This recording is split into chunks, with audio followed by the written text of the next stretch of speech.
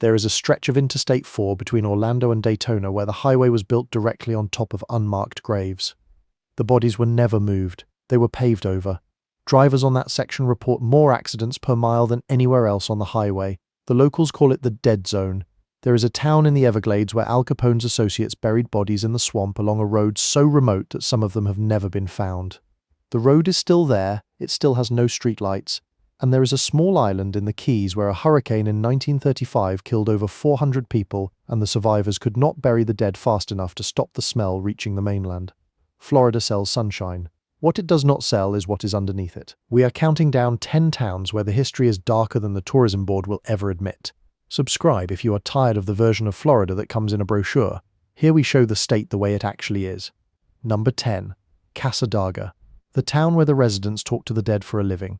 30 minutes north of Orlando, tucked between strip malls and retirement developments, there is a community of roughly 100 people who are all practicing spiritualist mediums.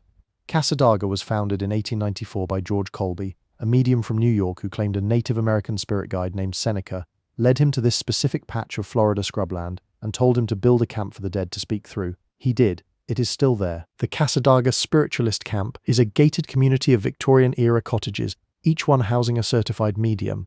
You can walk in off the highway and book a session with a psychic before lunch. The residents are not performers. They hold services at the Cassadaga Spiritualist Church every Sunday. They conduct healings. They claim to receive messages from people who are no longer alive. The Southern Cassadaga Spiritualist Camp Meeting Association has operated continuously for over 130 years. It is listed on the National Register of Historic Places. The rules for becoming a certified medium in Cassadaga involve years of training and a formal demonstration before a board. None of that is the creepy part. The creepy part is what visitors report. The hotel at the edge of camp has a guest book filled with entries describing cold spots, voices in empty rooms, and a rocking chair on the second floor that moves on its own. Staff do not deny it. They shrug. In Cassadaga, the dead are not a surprise. They are the neighbors, a town where every resident claims to communicate with the dead, 30 minutes from Disney World, operating continuously for 130 years. The rest of Florida sells fantasy. Cassadaga sells the afterlife, and the residents will tell you with absolute sincerity that business has never been better. Number 9. Yeehaw Junction. The crossroads where people disappear, and the bar has a body count. Yeehaw Junction is barely a town. It is a crossroads where the Florida Turnpike meets US 441 in the middle of cattle country south of Kissimmee. Population varies depending on who is counting and how many people happen to stop for gas that day. The Desert Inn, a roadhouse built in the 1880s, sits at the intersection. It has served as a saloon, a brothel, a boarding house, and according to local law enforcement records, the last known location for more than one person who was never seen again. During the era when cattle drives ran through central Florida, the crossroads was a lawless stop where drovers, drifters, and outlaws passed through with cash and without witnesses. The building has been on the National Register of Historic Places since 1997. It has also been the subject of repeated investigations by Osceola County law enforcement for incidents spanning over a century. In 2012, a renovation uncovered what appeared to be bullet holes in original wall studs. Nobody was surprised. The surrounding land is flat, empty, and covered in palmetto scrub that swallows anything left in it within months. The swamp begins immediately behind the tree line.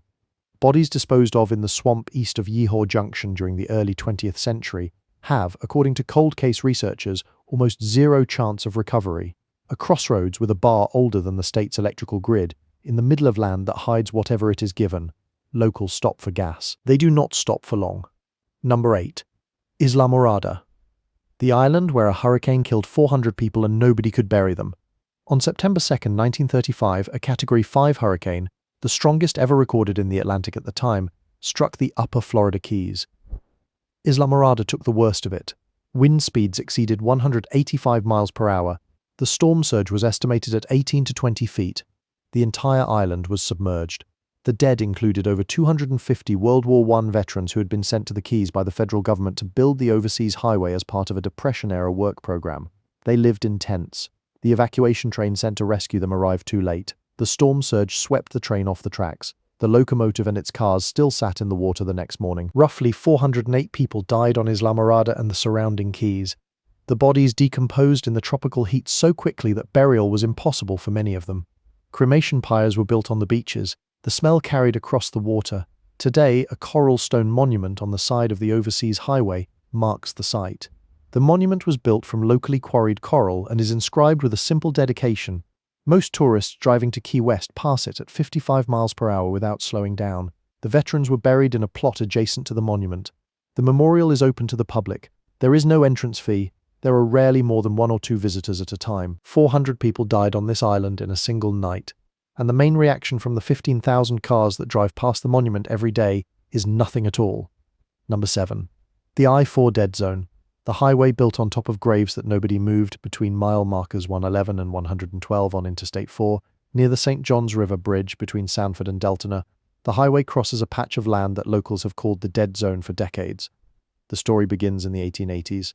Henry Sanford sold land near Lake Monroe to a group of German immigrants who established St. Joseph's Colony. The colony never took hold. Yellow fever swept through in 1887, killing an entire family. The other settlers buried the dead in a field and fled. The settlement was abandoned. The graves were marked with wooden crosses that rotted within years. By the 1900s, a farmer named Hawkins was working the field. He removed the remaining grave markers. His house burned down. A child who dug near the burial site was later killed in an accident. The field became known locally as the Field of the Dead. In the 1960s, the state of Florida purchased the land to build Interstate 4. The graves were documented and marked for relocation. They were never relocated. They were covered with fill dirt and paved over. The highway now sits directly on top of the burial site. Author Charlie Carlson, who coined the term Dead Zone, documented the unusually high rate of accidents on this stretch of highway. Drivers report sudden disorientation, unexplained mechanical failures, and a pervasive sense of dread that lifts as soon as they cross the river bridge. Florida built a highway on top of graves it promised to move and never did. The graves are still there, the highway is still there, and the accident reports keep filing themselves into a pattern that nobody in the Florida Department of Transportation has ever officially explained. If you have made it this far, consider liking this video and subscribing. It is completely free and we keep finding things in Florida that the tourism boards would rather you never heard about. Number 6. Okeechobee. The lake where human skulls wash up and nobody knows whose they are. Lake Okeechobee is the largest freshwater lake in Florida and the second largest entirely within the borders of a single US state. It sits in the middle of the peninsula, shallow, wide, and bordered by sugarcane fields and cattle ranches. The town of Okeechobee, population around 6,000, sits on the northern shore. Before 1910, early settlers reported seeing human skeletons in the southern end of the lake. One described seeing so many skulls during low tide that it looked like a pumpkin patch. Fishermen were known to pull human skulls out of the water in their nets. In 1953, a local fisherman reported finding 6 skulls lying in the mud in a single afternoon. The most common explanation is the 1928 Okeechobee hurricane, which killed an estimated 2,500 to 3,000 people. The majority of them black migrant farm workers in the communities of Belle Glade, Pahokee, and South Bay. The storm surge from the lake swept through the towns at night. The death toll was so high and the victims so disproportionately poor and black that many were buried in mass graves or simply left where the water deposited them. But some of the skulls predate 1928. Archaeologists have suggested that the lake has been a burial site for indigenous peoples for thousands of years, and that changing water levels periodically expose remains that were deposited long before European contact. The result is a lake that gives up human remains on its own schedule, after storms, after droughts, after the water drops a few inches in the wrong direction. The skulls appear in the mud, sit in the sun for a few days, and then the water comes back and takes them under again. A lake that produces human skulls with no warning from burials spanning centuries, in quantities that made early settlers compare the shoreline to a pumpkin patch. The tourism board does not mention it. The fishing guides do not bring it up. The lake keeps its own schedule. Number 5. Loop Road. The road in the Everglades where the mob buried bodies and the swamp kept them. Loop Road is a 24-mile stretch of broken pavement and crushed limestone that runs through the western Everglades between 40 Mile Bend and Monroe Station. It is one of the most isolated roads in the state. There are no streetlights, no cell service for most of the route. No buildings except a handful of abandoned structures slowly being consumed by vegetation. During Prohibition and the decades that followed, Loop Road was a corridor for bootleggers, moonshiners, and organized crime figures who used the remoteness of the Everglades as both an operating base and a disposal site. Al Capone's associates were known to operate in the area. According to Everglades historians and cold case researchers, the swamp along Loop Road contains an unknown number of bodies from the era of rum running and mob violence. Monroe Station, a gas station and general store at the eastern end of the loop, was the last outpost before the swamp. It closed in the 1990s and now sits abandoned in the trees, its roof collapsing, its fuel pumps rusted solid. The road itself is barely maintained. Alligators cross it. Pythons have been found on it. The sawgrass grows to the edge of the pavement on both sides, and the water in the ditches is black and opaque. Anything that enters the Everglades swamp decomposes within weeks in the heat and humidity. Bones dissolve. Clothing disintegrates. The swamp does not give things back. A 24-mile road through the Everglades that the mob used as a body dump, with no lights, no service, and no way to know what is in the water on either side. Locals who drive it do so during daylight. After dark, they take the highway. Number 4. The old Port St. Joe, the town that was wiped out by plague and buried by sand. Before the current Port St. Joe existed, there was another one. The original St. Joseph, founded in 1835, was the largest city on the Gulf Coast of Florida. It hosted the state's first constitutional convention in 1838. It had 6,000 residents, banks, warehouses, and a railroad. For a brief moment, it was the most important city in the territory. Then yellow fever arrived. The epidemic of 1841 killed roughly a third of the population. People fled. The economy collapsed. A hurricane in September 1841 destroyed what the fever had not. By 1842, the city was abandoned. The buildings were scavenged for lumber. The sand moved in. Within decades, the original site of St. Joseph was buried under dunes and vegetation. The Constitutional Convention Hall, the banks, the railroad, all of it disappeared beneath the sand along the coast. Archaeological surveys have located remnants of the original city, but most of it has never been excavated. The cemetery from the yellow fever era was partially uncovered by storms in the 20th century. Bones appeared in the sand. They were reburied. The current Port St. Joe was built nearby, but not on the same site. The original city is still under the dunes. The fever victims are still in the ground, and occasionally when a storm strips enough sand from the coast, pieces of the old city reappear, briefly before the next tide covers them again. A city that hosted the first state constitution, wiped out by plague, buried by sand, and still showing its bones when the storms hit hard enough. Number 3. Port St. Lucie, the town with a tree that locals will not stand under after dark. In Oak Hammock Park in Port St. Lucie, there is an oak tree that the community has called the Devil's Tree for over 50 years. The tree predates the park, the subdivision, and most of the modern development surrounding it. In 1971, the bodies of 2 women were found at the base of the tree. They had been murdered. The case was not solved for over 20 years.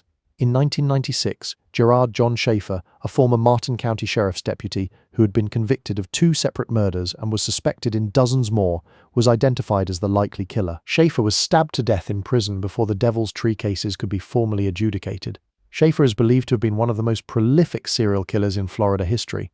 Law enforcement estimates link him to as many as 30 murders across the state during the late 1960s and early 1970s. Many of the victims were young women. Many were never found. The tree itself became a focal point for local legend. Residents report the area around it feels measurably colder than the surrounding park, even in summer. Attempts to cut the tree down have reportedly been abandoned after equipment failures. The park closes at dusk. Locals who grew up in Port St. Lucie know the tree by name. Most will not approach it after dark. A tree in a suburban park in a Florida retirement community, connected to a serial killing sheriff's deputy, with victims still unaccounted for in the surrounding soil. The park has benches and a walking trail. The tree has a body count. Both exist in the same zip code. Number 2.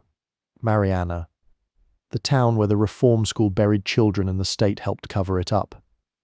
The Arthur G. Dozier School for Boys operated in Marianna in the Florida Panhandle from 1900 to 2011. It was a state-run reform school for juvenile offenders.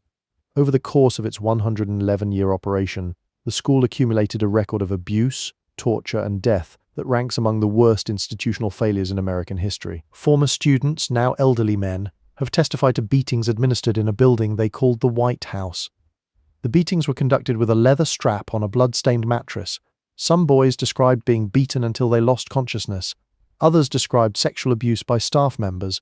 In 2012, University of South Florida forensic anthropologist Dr. Erin Kimmerer began excavating the grounds of the school. She found 55 burial sites, many of them unmarked, in areas that the school's records did not account for. The official records listed 31 deaths. The graves told a different story. Some of the boys had been buried in plots marked only by rusted white crosses. Some had no marker at all. Families who had sent their sons to the school and never heard from them again finally had an answer, decades later, pulled from the dirt in a field behind the dormitories. The state of Florida closed the school in 2011.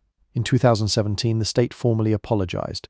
Some families recovered remains, others are still waiting. The campus still stands in Mariana.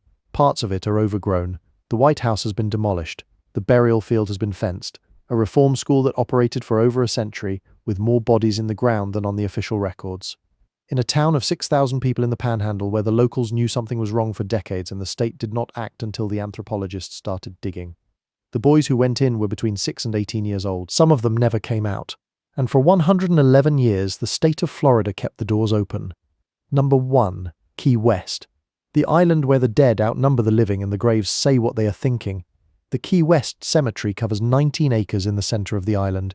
It contains over 100,000 burials. The population of Key West is roughly 26,000. The dead outnumber the living by nearly 4 to 1. The cemetery was moved to its current location in 1847 after a hurricane in 1846 washed the previous cemetery's coffins out of the ground and scattered them through the streets. The dead floated through town. Residents collected the remains and reburied them on higher ground. Higher ground in Key West means roughly 16 feet above sea level, which is the highest natural point on the island. Because the water table sits just 3 to 4 feet below the surface, many burials are above ground. Concrete vaults and stacked tombs line the pathways, giving the cemetery the appearance of a miniature city. The lanes have names, the sections have neighborhoods. The monuments range from simple concrete slabs to elaborate carved marble. The inscriptions are what made Key West Cemetery famous. One headstone reads, "I told you I was sick." Another reads, "At least I know where he's sleeping tonight." A third, "I'm just resting my eyes." The tradition of dark humor on the headstones is not a tourist stunt. It is a cultural artifact of a community that has lived alongside death, storms, and the sea for nearly 200 years and decided at some point that the only reasonable response was to make jokes about it.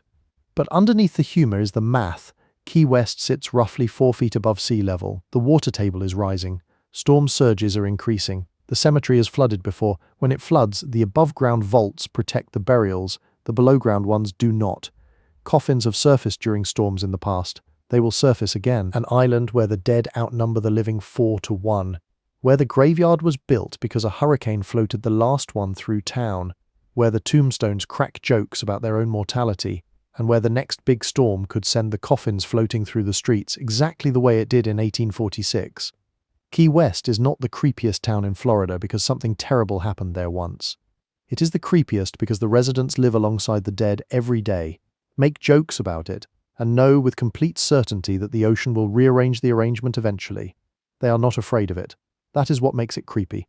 10 Towns. A community of mediums 30 minutes from Disney World. A highway built on graves that were never moved. A lake that produces human skulls on its own schedule.